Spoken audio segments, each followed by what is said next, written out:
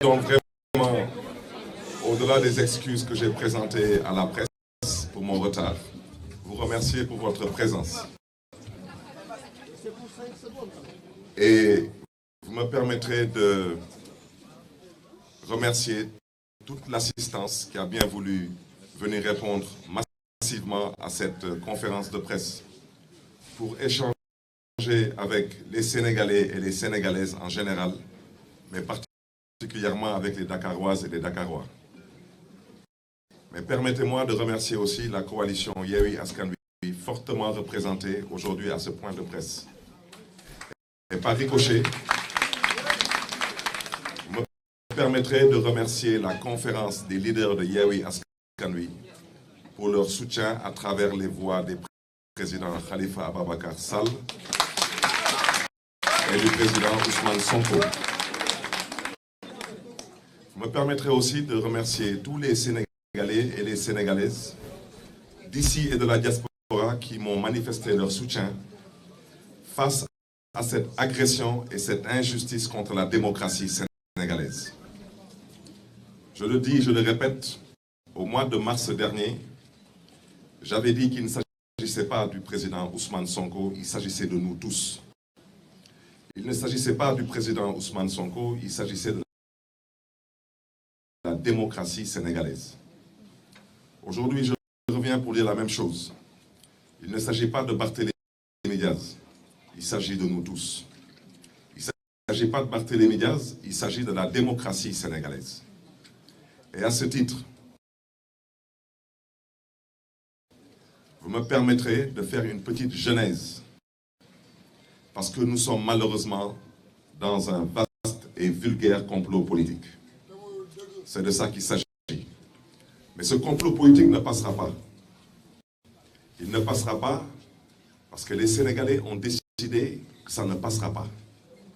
Et à ce titre, je demanderai aux Sénégalais, aux Sénégalaises, particulièrement à cette jeunesse sénégalaise, de se mobiliser fortement ce mercredi 10 novembre et d'envahir le tribunal de Dakar.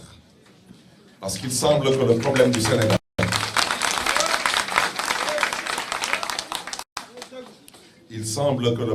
Sénégal, aux yeux de beaucoup de Sénégalais, le problème se trouve être cette justice. Cette justice qui doit rendre le droit au nom du peuple. Et cette justice qui, malheureusement, aujourd'hui, est en train de confondre les priorités. Les priorités au Sénégal ont pour nom bonne gouvernance, ont pour nom démocratie, ont pour nom lutte contre la pauvreté. Ces priorités n'ont pas pour nom comploter contre les adversaires politiques. Ces priorités n'ont pas pour nom instrumentaliser la justice à des fins politiciennes. À ce titre, je voudrais déjà dire qu'il y a plus de 10 ans, ici, dans l'enceinte de la mairie de Mermoz-Sacré-Cœur, je le répète, on ne parle pas d'un anniversaire à la mairie de Mermoz-Sacré-Cœur. On ne parle pas d'une promenade à la mairie de Mermoz-Sacré-Cœur. On parle d'un dossier qui s'appelle « Attaque de la mairie de Mermoz-Sacré-Cœur ». Cette mairie a été attaquée par de vulgaires nervis. Ces mêmes nervis qui continuent aujourd'hui à faire la pluie et le beau temps. Quand on n'attaque pas Guy Marius Sagna, on attaque Ousmane Sonko. Quand on n'attaque pas Ousmane Sonko, on attaque des intérêts de l'opposition. La seule chose qui a eu de positif au sortir de cette attaque de la mairie de Mermoz-Sacré-Cœur, c'est que depuis lors, plus personne n'ose attaquer Barthélémy Diaz. Ça ne se reproduira plus jamais.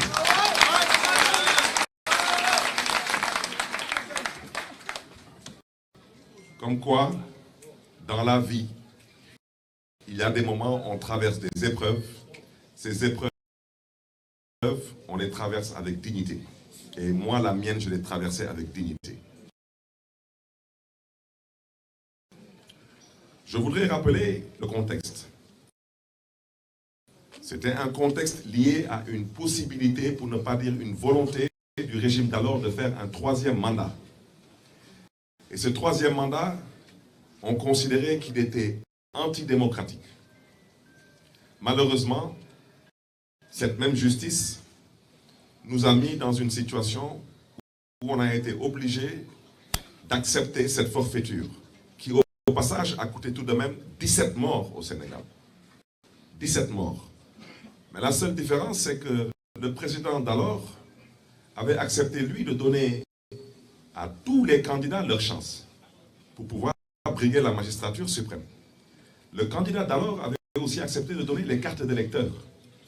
Et le candidat d'alors avait accepté de compétir en toute objectivité, ce qui n'est pas le cas aujourd'hui. Parce que je le répète, troisième mandat dès que vitale. Ce n'est pas moi qui le dis, c'est la Constitution qui interdit le troisième mandat au Sénégal. Alors, ce régime actuel, incarné par le président Macky Sall, m'a trouvé en prison, à la chambre 42 de Rebeuss, pour m'investir. J'étais le deuxième responsable socialiste sur la liste nationale à la députation.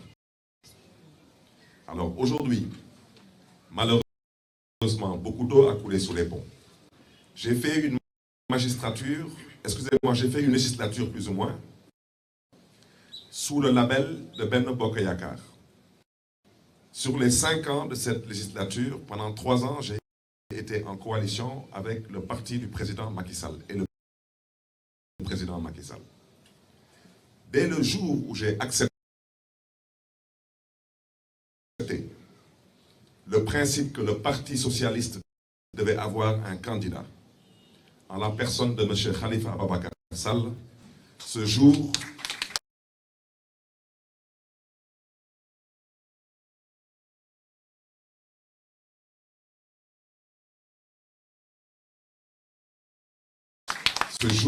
j'ai commis un crime au Sénégal. J'ai commis un crime. Ce crime, c'est un crime pour ambition, pour le pays qui m'a vu naître et grandir. Et depuis ce jour, j'ai été traqué par ce régime. Je rappelle que j'ai crié haut et fort sur tous les toits que je souhaiterais qu'on lève mon immunité parlementaire pour que je puisse être jugé. Parce que je considère que dans un jugement objectif, je n'ai absolument aucun reproche à me faire. J'ai déjà dit ce que j'avais eu à faire. J'ai répété, j'ai persisté, j'ai signé que ce que j'ai eu à faire, si demain on m'oblige à le refaire, je le referai encore. Parce que je ne suis pas là pour me faire tuer par des nervis. Je rappelle qu'au mois de mars, 14 Sénégalais ont été tués dans ce pays. Il n'y a aucun responsable et il n'y a aucun coupable. Voici la République qui aujourd'hui cherche à me traduire en justice. Parce qu'il y a seulement eu un nervi qui, soi-disant, a perdu la vie. Mais ici, il y a 14 Sénégalais qui ont exercé un droit constitutionnel, le droit de manifester. On a tous vu sur les réseaux sociaux des nervis armés de fusils à pompe, d'armes lourdes, particulièrement dans le quartier de Fass, rentrer dans des propriétés privées et tuer des Sénégalais en plein jour. Mais là, le procureur, lui, n'a absolument rien vu. Le régime aussi en place n'a rien vu. Et il semble aussi que le ministre de l'Intérieur soit devenu aveugle. Lui aussi n'a rien vu. Alors, pour revenir à notre sujet, une fois cette immunité parlementaire levée, on m'a jugé. Vous avez tous vu ce qui s'est passé à ce procès. J'ai été condamné à 2 ans de prison, dont 6 mois fermes.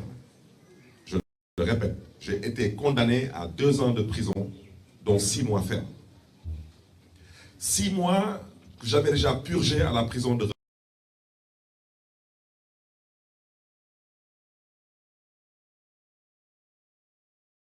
Rebeuss. Donc à la limite, il n'y avait aucune crainte.